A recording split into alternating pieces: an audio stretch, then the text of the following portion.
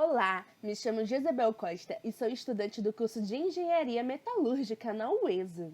Primeiramente, quero agradecer o teu prestígio em nome de toda a comunidade uesiana. Venho apresentar o trabalho intitulado As Nanoestruturas na Natureza, o ensino da nanociência e nanotecnologia para a difusão e popularização.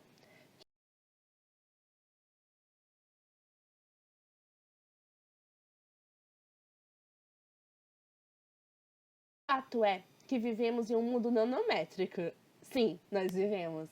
Onde tudo pode ser estudado na escala da enésima potência negativa decimal. Ainda não conseguimos fazer a diferenciação em nanoescala para tudo. Contudo, a ciência já fez descobertas que se mostraram diferenciais na rotina de todos nós. Podemos observar fenômenos decorrentes do efeito óptico, da interação de nanopartículas com a luz incidente, como, por exemplo, a iridescência que ocorre ao misturarmos óleo em água, criando este lindo colorido do efeito arco-íris.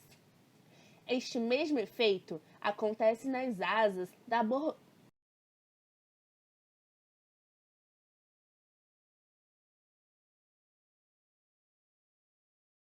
borboleta do gênero Morpho, que é encontrada nas florestas tropicais da América do Sul, aqui da América do Sul, e nas penas do pavão. As cores vistas variam de acordo com o ângulo de observação e com a iluminação também. Animais costumam se valer deste artifício para enganar os predadores, ofuscando a visão deles.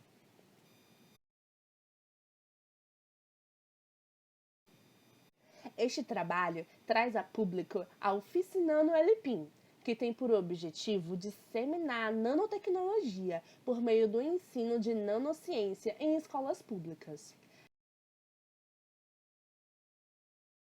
Bem, como metodologia, para que pudéssemos trazer exemplos curiosos e ilustrativos da aplicação da nanotecnologia, realizamos pesquisa bibliográfica direcionada, buscando exemplos de conhecimento geral que ilustrassem a proposta. O que nós vemos, o que enxergamos, são os espectros de retorno da luz incidente sobre as coisas aos nossos olhos. Na natureza, podemos observar curiosos efeitos, a saber, por exemplo, o efeito estrutural, resultado da interferência construtiva da difração em uma grade ou em estruturas com uma certa ordenação nanométrica. Popularmente é conhecido como efeito furta-cor. E furta-cor é algo que podemos cientificamente chamar de cor estrutural. Em superfícies furta-cor, há um efeito aparente de homogeneidade na cor, quando, na verdade, a região é composta por partes de diversas cores e nuances, que geram sombreamento ou brilho, conforme a incidência da luz e o ângulo do observador.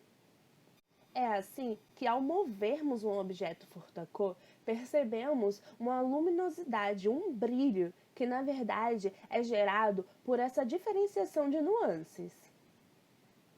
Isto se dá pela distribuição de partículas estruturais, que segue a dispersão de μ.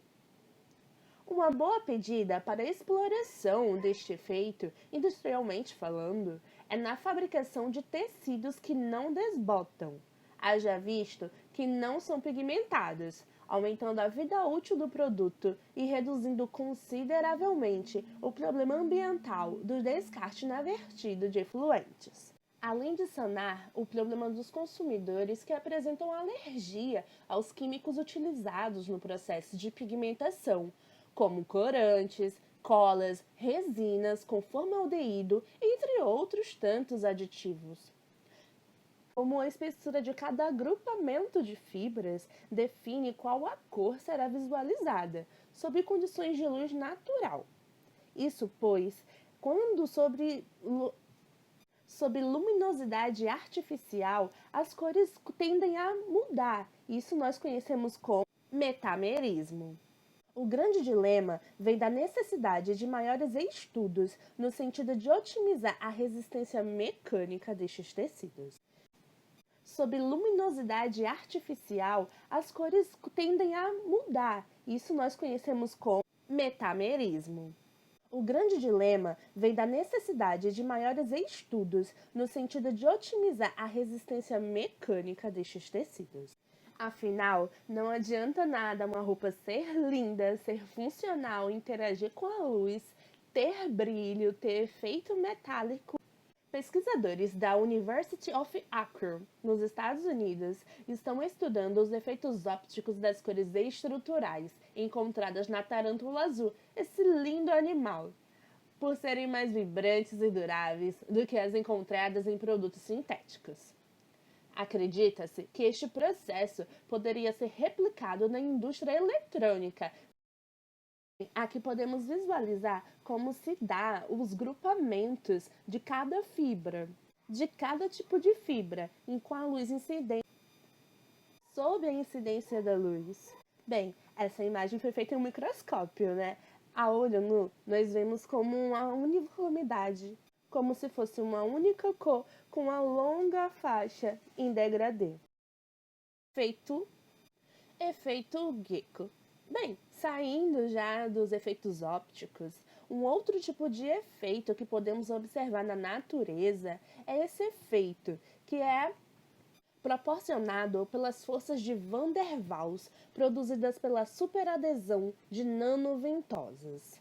Gecko é uma palavra inglesa que significa lagartixa, animal que pode caminhar em qualquer superfície, em qualquer direção, até mesmo de cabeça para baixo.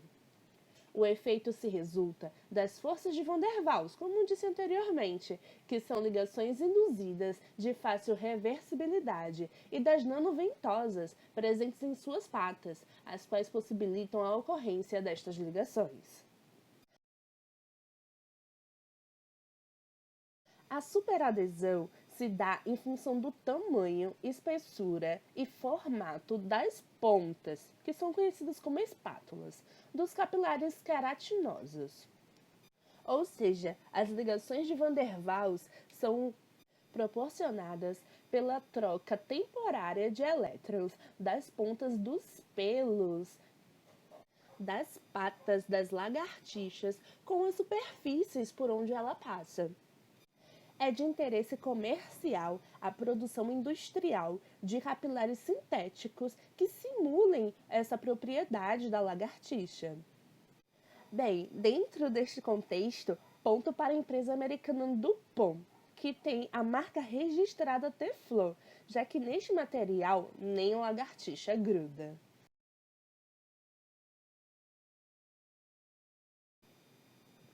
Efeito Lotus. Um outro tipo de fenômeno de autolimpeza gerada pela superomnifobicidade, devido às rugosidades micrométricas e capilares nanométricos. Como o líquido que as plantas mais têm contato é a água da chuva, o fluxo dessa água da chuva, ao escorrer, leva consigo partículas de sujeira que, porventura, tenham sido depositadas nas folhas. Este efeito ocorre em várias plantas, mas, como primeiramente foi observado na flor de lótus, essa flor nomeou o efeito.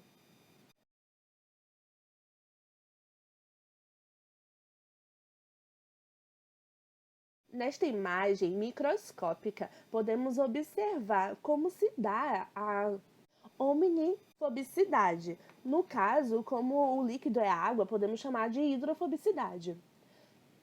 Podemos verificar como as partículas d'água ficam reunidas pelo fato de não terem superfície lisa suficiente para se espalharem. Então, chegamos à nossa conclusão.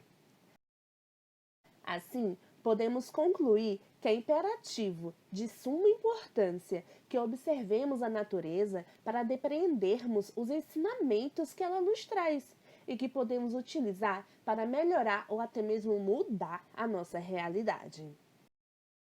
A biomimética é o ramo da ciência que traz os métodos para esta observação da natureza e sua aplicação em ciência e tecnologia.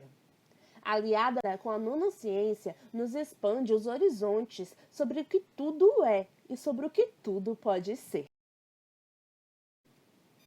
Estas foram as referências utilizadas como base para a nossa pesquisa. O restante das referências. E assim, muito obrigada pela sua atenção.